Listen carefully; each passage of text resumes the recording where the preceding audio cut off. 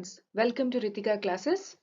आज हम बात करने वाले हैं NTA NET paper two commerce के first unit business environment and international business के एक बहुत इंपॉर्टेंट टॉपिक आईएमएफ के बारे में। आईएमएफ एक एसोसिएशन है, एक ऑर्गेनाइजेशन है जिसकी फुल फॉर्म है इंटरनेशनल मॉनेटरी फंड। फंड का मतलब ये फंड से इनका क्या मतलब है, क्योंकि ये एक फंडिंग एसोसिएशन है इसलिए it is a funding association. ये बाकी कंट्रीज को फंड्स प्रोवाइड करती है। ये एक ऐसी ऑर्गेनाइजेशन है जो कंट्रीज का नेगेटिव बैलेंस ऑफ पेमेंट्स है, ये उन कंपनीज को फंड प्रोवाइड करती है। ये उन कंट्रीज को कंट्रीज को फंड प्रोवाइड करती है। ये एक इंटरनेशनल ऑर्गेनाइजेशन है क्योंकि ये मनी में फंड्स प्रोवाइड करती है, तो monetary, so international monetary funds. I hope आपको पता लगा होगा कि व्हाट इज आईएमएफ। अभी हम नेक्स्ट डिस्कस करेंगे ये क्यों इस्टेब्लिश हुई, क्या इसके रिलेटेड हिस्ट्री थी, ये कब इस्टेब्लिश हुई, व्हेन, और इसका मेन क्या पर्पस था, और ये कैसे फंड्स हमें प्रोवाइड करती है। तो हम इसके 4 क्वेश्चन के आंसर फाइंड करेंगे। It's history, when it was established, what was the purpose of its establishment, and how it helped or fund the other countries facing negative BOP. Stay tuned. So guys, these are some facts about IMF. Okay, so it was established in 1944, 190 member countries currently when I'm shooting this video, and 150 nationalities among staff, 24 executive director representing 190 countries. ये हम सब कुछ detail में discuss करेंगे in the next part of video.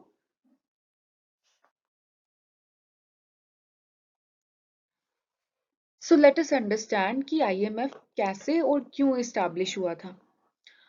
तो we know that कि 1914 से 1918 तक वर्ल्ड वॉर 1 चला था, राइट? अब अगर वॉर चलता है तो वॉर में बहुत सारे रिसोर्सेज एग्जॉस्ट होते हैं, बहुत सारा फंड्स यूज होते हैं, और इससे क्या हुआ कि वॉर्स के बाद क्या हुआ, कंट्रीज ने एग्जॉस्ट कर दिया अपने फैक्टर ऑफ प्रोडक्शन, क्योंकि हमारा सारा ध्यान वॉर्स में जो वेपन्स हैं और वॉर्स की जो फंडिंग है सब कुछ उसमें लग जाते हैं सारे फैक्टर्स। तो उसके बाद क्या हुआ कि 1930s में ग्रेट डिप्रेशन हुआ ऑल ओवर द वर्ल्ड। सारी ग्लोबल इकोनॉमी में बहुत बड़ा डिप्रेशन पीरियड चल रहा था। देन उस टाइम के दौरान इन 1944 दो पर्सन जो कि थे Harry Dexter White, you can see him, this is mister Harry Dexter White and mister John Maynard Keynes. Keynes का वैसे ही इकोनॉमिक्स में बहुत कंट्रीब्यूशन है, वी नो दैट। सो इन दोनों के आइडिया से दो ऑर्गेनाइजेशंस इस्टेब्लिश हुई वाशिंगटन डीसी में, यूएसए में। वाशिंगटन डीसी में दो ऑर्गेनाइजेशंस इस्टेब्लिश हुई। एक का नाम था वर्ल्ड बैंक, जिसको हम कहते हैं आईबीआरडी, और एक का नाम है आईएमएफ। ये इस्टेब्लिश हुआ था जो कंट्रीज वॉर के कारण बिल्कुल तबाह हो चुके हैं उनको दोबारा फंड करने के लिए, उनकी इकोनॉमी दोबारा स्टेबल करने के लिए। और ये एसोसिएट हुआ था जिनका बैलेंस ऑफ पेमेंट नेगेटिव था, उनको फंड करने के लिए। यूजीसी नेट एनटीए नेट के पेपर में बहुत बार ये क्वेश्चन रिपीट हुआ है कि ये जो इंस्टीट्यूट है आईएमएफ और आईबीआरडी कब इस्टेब्लिश हुए थे। तो ये 1944 में इस्टेब्लिश हुए थे। ओके, सो गाइस, अभी जो हमने आईएमएफ का फॉर्मेशन देखा, मैंने आपको फ्लो चार्ट की हेल्प से समझाया, उसको हम रीड करेंगे। IMF was founded in response of collapse of international monetary cooperation during Great Depression period, with the global boosting economic growth and eliminating poverty around the world. In 1944, एक ये हमने important detail में इसकी पिछली slide में कि 1944 में Brayton would conference का रिजल्ट था आईएमएफ और आईबीआरडी। ओके, आईबीआरडी के बारे में हम पढ़ेंगे नेक्स्ट लेक्चर्स में। आज हम आईएमएफ के बारे में सारा डिस्कस करेंगे।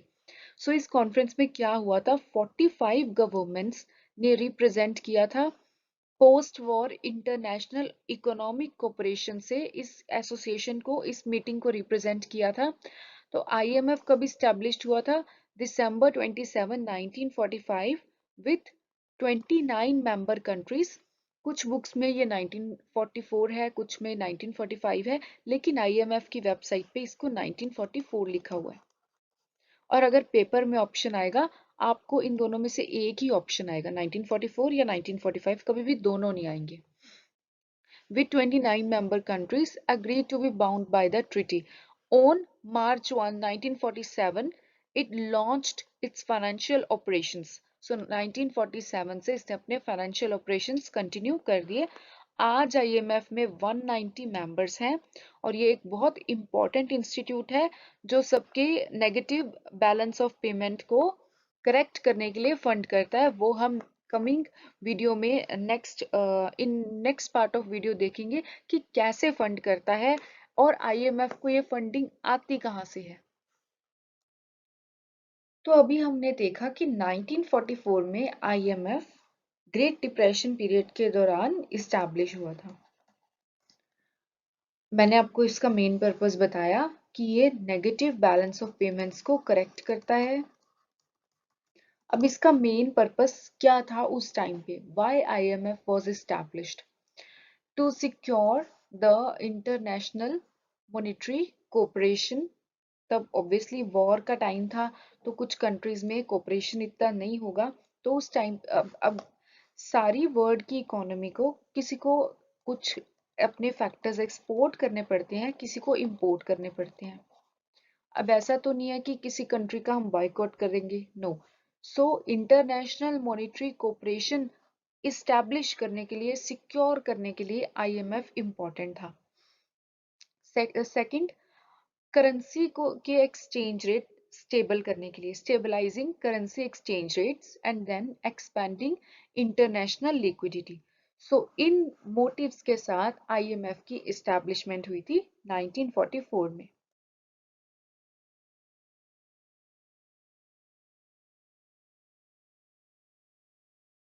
सो basically what are functions of IMF के क्या इंपॉर्टेंट फंक्शंस हैं? इसके तीन फंक्शंस हैं। ये क्या करता है? फाइनेंशियल असिस्टेंस प्रोवाइड करता है, IMF surveillance and capacity development. मैं आपको नेक्स्ट स्लाइड्स में बताऊंगी कि इसका क्या मीनिंग है।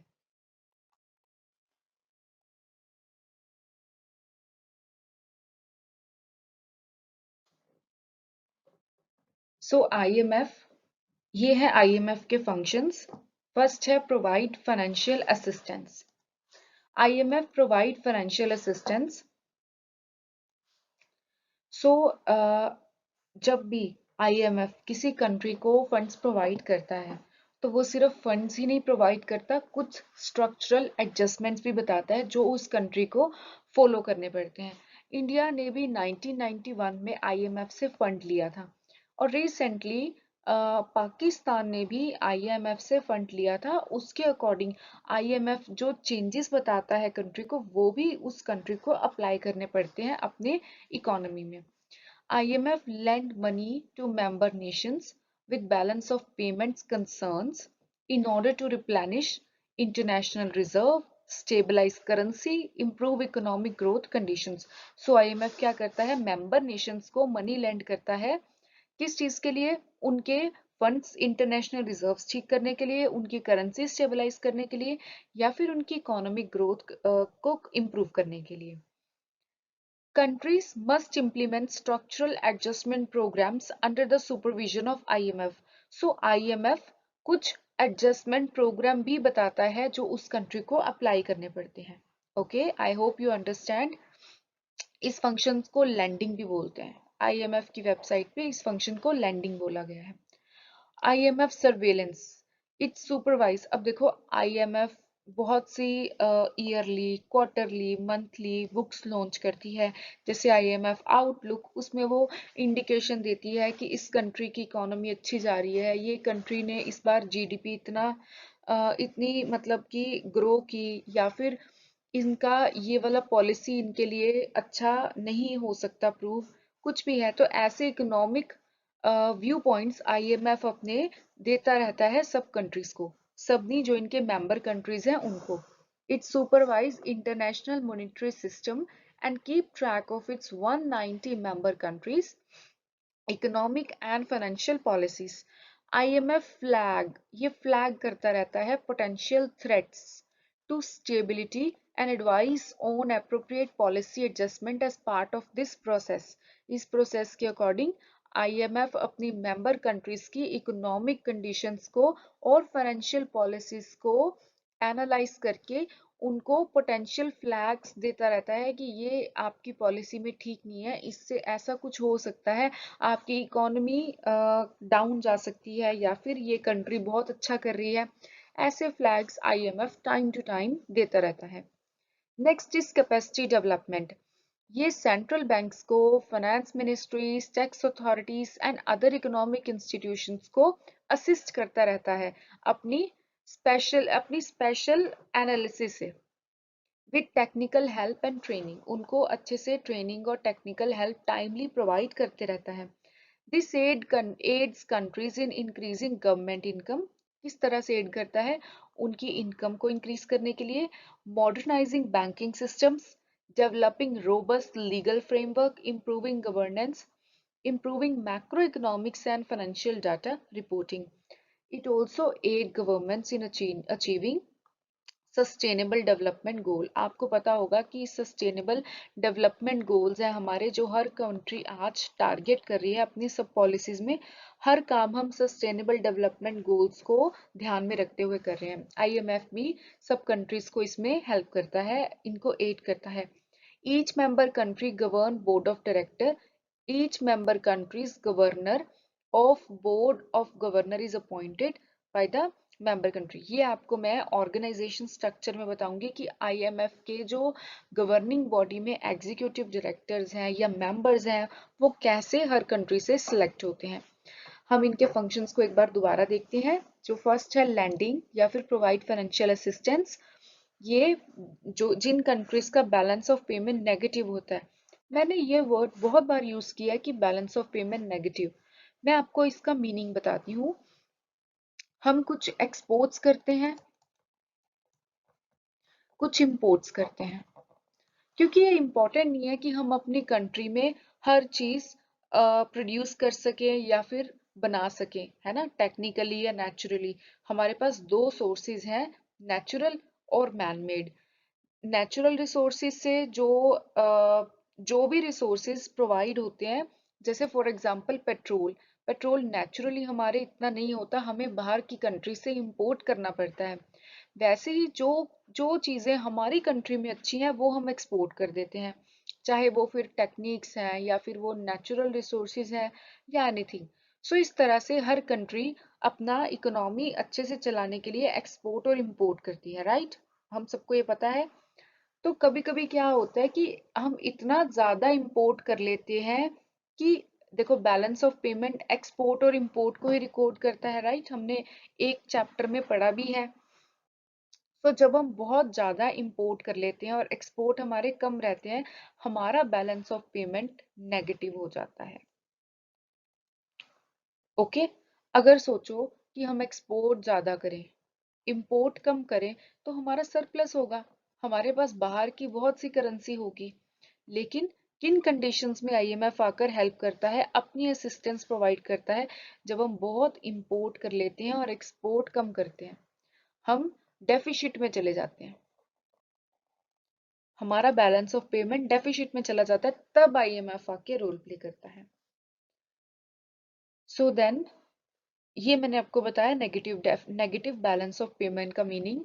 अब जब ऐसी कंडीशन आ जाती है, ऐसी सिचुएशन आ जाती है, 1991 की अगर आपको कहानी याद होगी, तो इंडिया के पास इतना भी फंड नहीं था कि वो 7 डेज से ज्यादा अपने ग्रेन्स इंपोर्ट कर सके। सो इतने ज्यादा क्रूशियल स्टेज पे आ गई थी हमारी इकोनॉमी, इसीलिए हमने तब आईएमएफ की असिस्टेंस ली थी। अब आईएमएफ क्या करता है? मनी लैंड करता है, और जिस कंट्री को मनी लैंड करता है उसको सुपरवाइज भी करता है। देन आईएमएफ सर्विलेंस, ये सारी कंट्रीज की फाइनेंशियल और इकोनॉमिक पॉलिसीज को एनालाइज करके उस पे अपने व्यू पॉइंट्स देते रहता है और हर कंट्री को असिस्ट करता रहता है कि वो कैसे अपनी पॉलिसीज को इम्प्रूव कर सकते हैं।